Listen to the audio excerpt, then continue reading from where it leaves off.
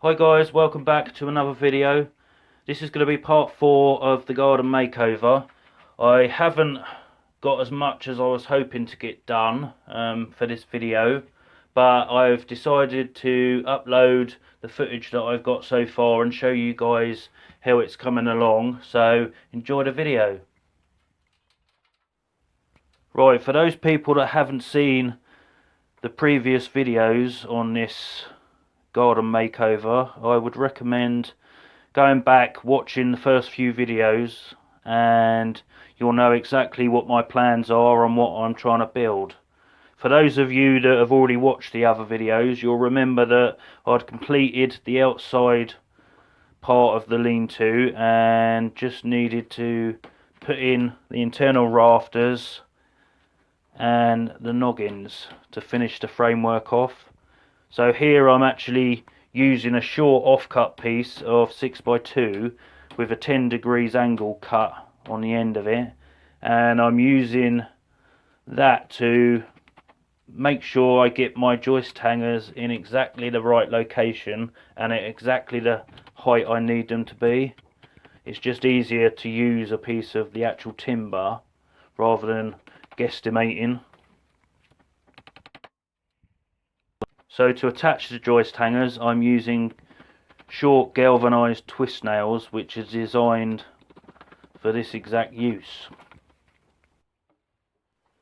So to cut the 10-degree angled cut on the end, I'm using my builder's square or framing square or speed square, whatever you folks want to call it.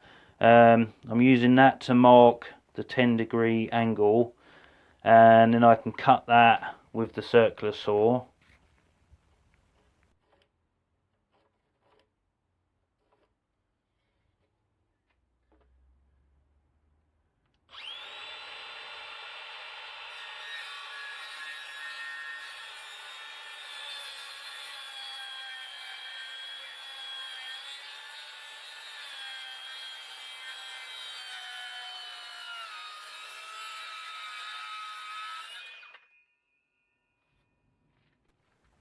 So once the first cut's been made, I can then measure up and square some lines across to the exact length that I need to cut the second angle at, making sure that I've actually got the timber up the right way and that the angled cut is done the right way.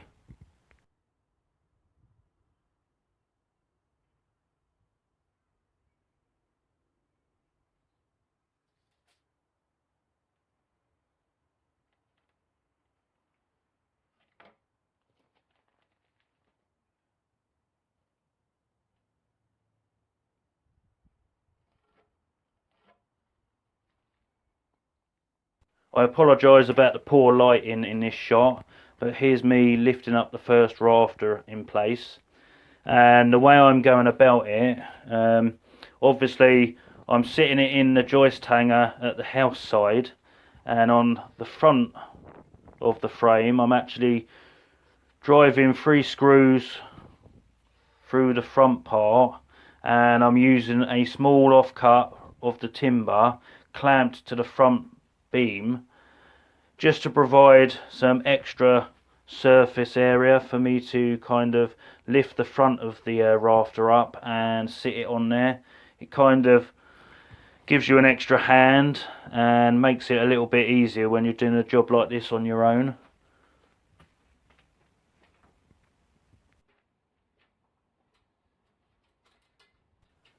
So one thing I had to remember when attaching the rafters was the fact that you need the rafter height to be slightly above the front section of frame, otherwise the glazing bars will run down, but they'll end up being a gap if you have it level with the front post.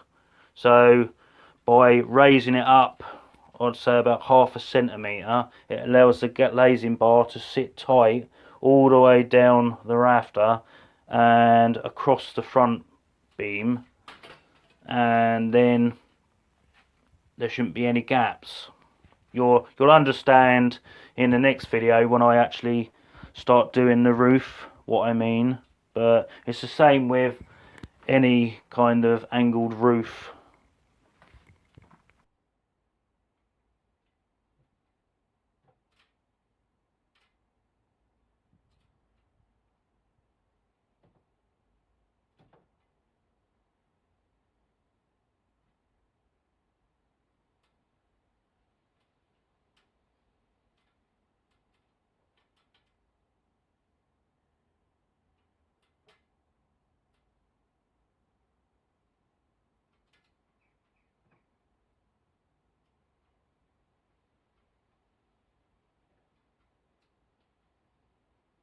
Once I'm happy with the position and the height of the rafter, I can then drive in one of the 3 screws, and once I've checked that to make sure it hasn't moved and is still at the correct height, then I can use the speed square or framing square to check for plumb and drive the following 2 screws in.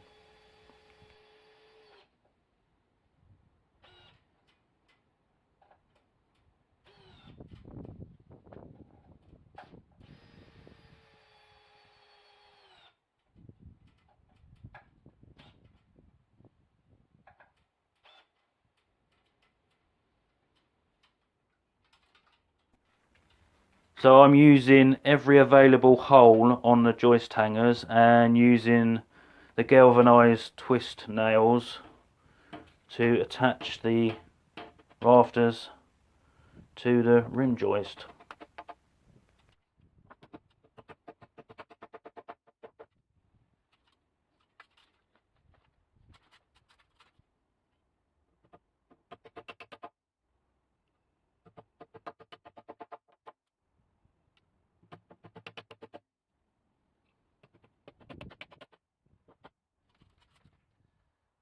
So when I was designing the lean-to, I was going to go with 4 posts along the front. Then I decided I could save a little bit of money and go with 3, but that meant that one of the rafters would be bang in the middle of the middle post. So I had 2 ways I could go about fitting the rafter. One would be to cut it and secure it to the back side of the middle post. I didn't really like the idea of that, so in the end I decided to cut a little bit of height off the top of the post, and then I could basically notch out the rafter in order for it to sit over the top of the post, and that way I could then screw it into the top of the post, and to me that just made more sense doing it that way, and I'm hoping that would be a little bit stronger than if I'd have just screwed it through the post. So in order to mark it up, I've used the offcut of wood clamped to the underside of the cross piece. Then I've basically held the rafter in place next to the post, made sure it was at the correct height, and then I simply drew round the top of the post, and then I could use the circular saw to cut that out.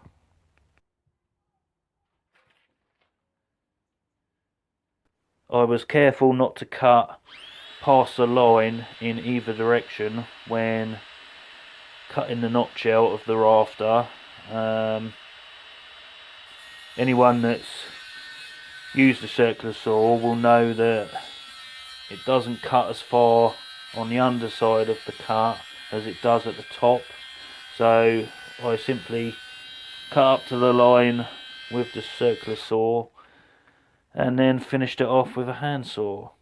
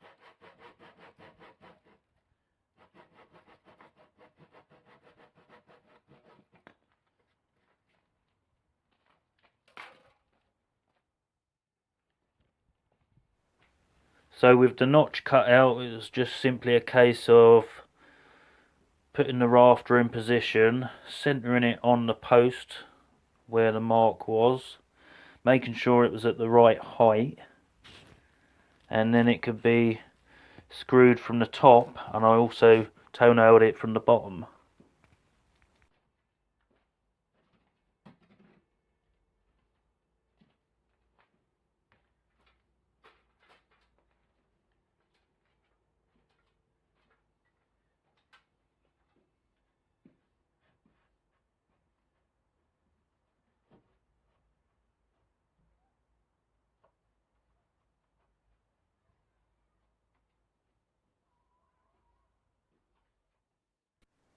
So here's a quick close-up of what it looks like in place, and as you can see, it's slightly higher than the front plate.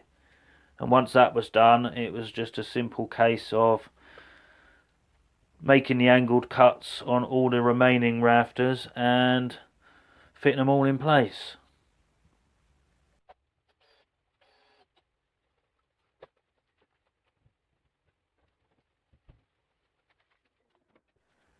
Now, because this rafter was very slightly twisted, in order to get it sitting plumb on the front plate, I had to clamp a longer piece of wood to the side of the rafter, and that gave me a bit of leverage to pull it into position before driving the screws home.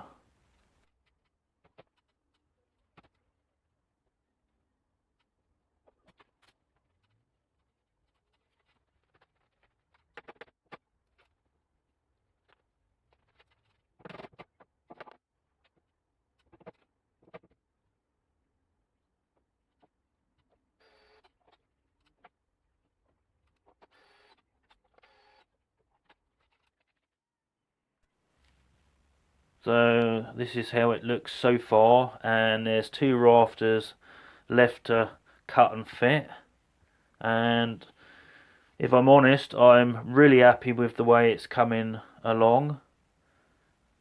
I know it's taken me a while to get to this point, what with the lousy weather and doing other stuff, but I can honestly say I've enjoyed every minute, even though there have been a few points where I've cursed and swore I'd never do any more DIY as long as I live, but that's pretty much normal for me.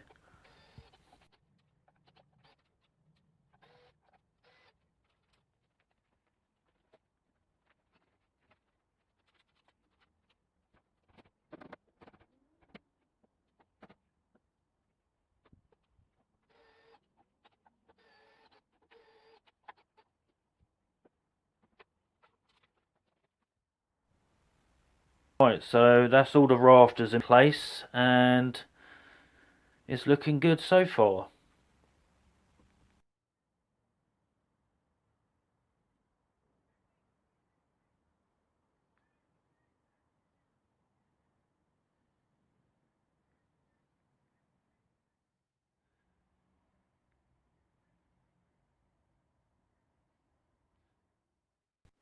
So you can see I've put a mark on both sides of all the rafters, and I'm going to be fitting a row of noggins down the centre of the frame.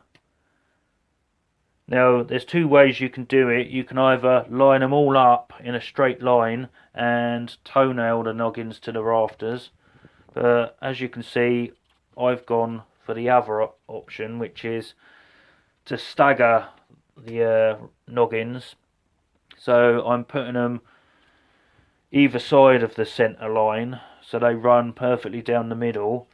I prefer to stagger my noggins when I do them because in my mind it's just a better way of doing it, and you'll get less tendency for the wood to split because you're going through the rafter and into the end of the noggin, and I just prefer to do it that way. Not that the other way is incorrect. I'm not sure if you can see it, but I had to use a clamp on this particular noggin because once I screwed it in one end, it was sitting slightly higher than the rafter, and the only way I could get it down was to put a clamp on the end of it to pull it down. Right, so I didn't have enough new timber to finish cutting all the noggins. I was short by 2, so I took some 6x2 timber that I used for my raised deck, sanded the stain off, and then just rubbed some wood filler in the screw holes. But considering this has been underneath our raised decking for 13 plus years, it just goes to show that if you build something right and you've got sufficient airflow, and it's not in contact with the ground, that the wood can last years and years. And it's also quite satisfying to know that a piece of my first big DIY project, which was building the raised decking, kind of lives on as noggins in the lean-to, which hopefully will be around for years to come.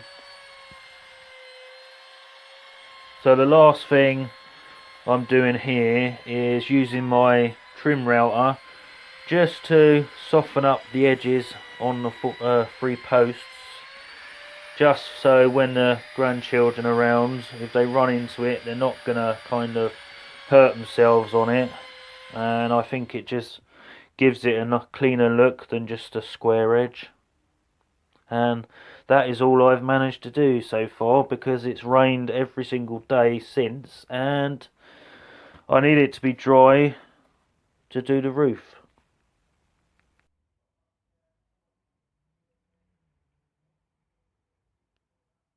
So if and when it ever stops raining, the next job I want to do is to paint the entire framework again. Most of it's had 2 coats. There's a couple of rafters that I only managed to get 1 coat of paint on, so I definitely want to paint those again. But because I've got, or should have, enough paint to paint the entire frame, I'm gonna do that, and then I can start on the roof. So hope you've enjoyed the video series so far. Thanks to all my regular subscribers for watching the videos and supporting the channel. Welcome to all the new subscribers, and if you're not yet subscribed, you know the score. Consider subscribing, tap the little bell icon and you'll be notified of all my future uploads. Look out for part 5, where hopefully I will be finishing the lean-to, and then I can tidy my workshop up and get back to normal woodworking for a bit. So until then, stay safe, and you'll see me in the next video. Cheers for watching, guys.